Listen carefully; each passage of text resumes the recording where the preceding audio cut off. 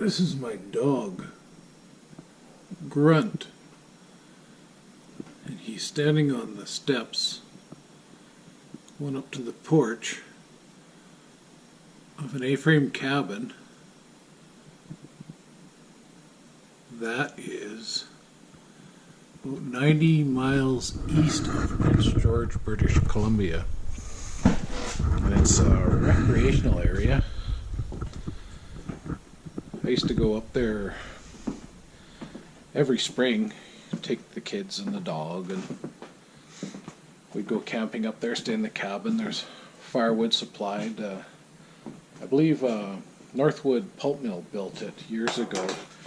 They turned the area into a recreational area, public access, and they flew in the supplies and built the cabin. And on the side of this beautiful lake, Raven Lake, it's a mountain top, well, almost mountain top, kind of alpine lake,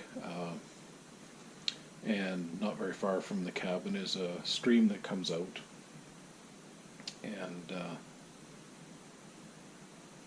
overlooking the mountain is, or the cabin and the lake is this Raven's Peak, or Raven Mountain. And the mountain kind of looks like, you can see a raven's head, kind of, the raven's head comes up above the tree line, and kind of the beak faces kind of southwest.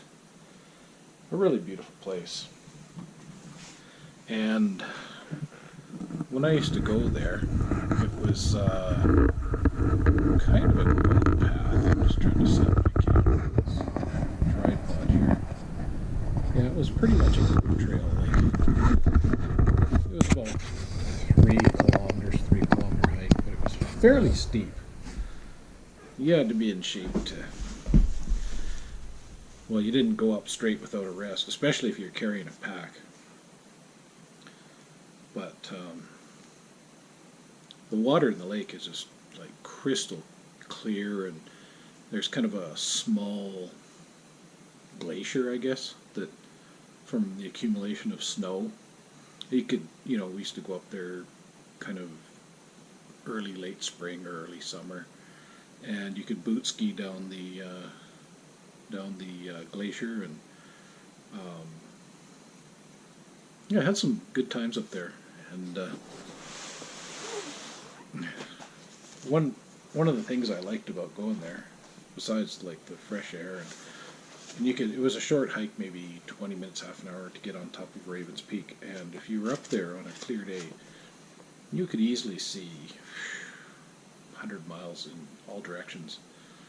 You could see the Rocky Mountains, snow-capped Rocky Mountains in the far distance. It's hard to know how far away they were. Probably easily 100 miles. I don't know. It's hard to know for sure, right? But just a really nice place. And sometimes you'd meet other groups of people coming through, small groups, 1 or 2 people, or a small family, or sometimes even Sons of Norway guys would go up there. Sometimes you'd run into them. It's a pretty, how would you say, good likelihood of running into a bear up there. I've run into black bear there a couple times, and couple grizzly one time, and I'll tell that part of the story later. But one of my favorite encounters up there was these guys. There's a little bit of art on there that isn't related to this, but whiskey jacks. Friendliest little birds you'll encounter when you go to a place like that. And I used to take extra food up there to feed them, and but they're surprising little guys. They're kind of like winged pigs in a way. Like, they don't have a limit. They don't actually eat all the food you give them. What they do is they fly away with it, and leave it in the different trees and nooks and whatever, and save it for later. Easy snacks for later. And they'll just keep coming back to your plate, and sometimes they'll even sit right on your hand or land on your shoulder. They get pretty darn friendly. They're not afraid of you especially if you're generous with the groceries. Well, I used to pack quite a bit of food up there, and nothing better when you're camping to have a nice big campfire coffee, you know, and bacon and pancakes and maybe some fried eggs. Uh, Nothing better than a breakfast like that when you're in a place like that. And, you know, so the Whiskey Jacks, or Grey Jay is another name, or Camp Robber is a pretty good name for them too. They would show up and, you know, very pleasant camping companions. And one thing that was interesting about them too is, like, if you chose to feed them, which most people do, they will stick around. You know, they usually hang out in a tree looking for more treats, and they're kind of like a watchdog. You know, they'll let you know when somebody else is coming in, or, you know, they know way before you do. Most of the time, you know, they're up in a tree and their visibility, and I suspect their hearing's pretty good too. But I miss not seeing them. I used to really like going to places like that. When I'm going camping, like, you know, people go on holidays and they want to go to like Cancun and Hawaii, and I always want to go to places like that, you know, like not Cancun and Hawaii, like places like Raven Lake, remote places, places where there were no other people, where the water was crystal clear, and, you know, sometimes you had to put up with the hum of mosquitoes or black flies or horse flies, and there's some big damn horse flies up at Raven Lake. Anyway, this one trip that I'm going to start, I think I'm going to do this in 2 parts. I went with a friend of mine, a Vietnamese fella. He was a Vietnamese boat person. And I took my middle son, Sam, when he was like 5.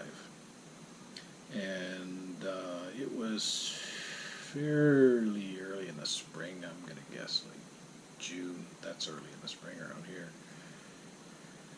And we parked at the parking spot, the lower parking spot, which gets you to the Sons of Norway cabin, which is a lower cabin and a big cabin. You could probably sleep like 20 people in that cabin.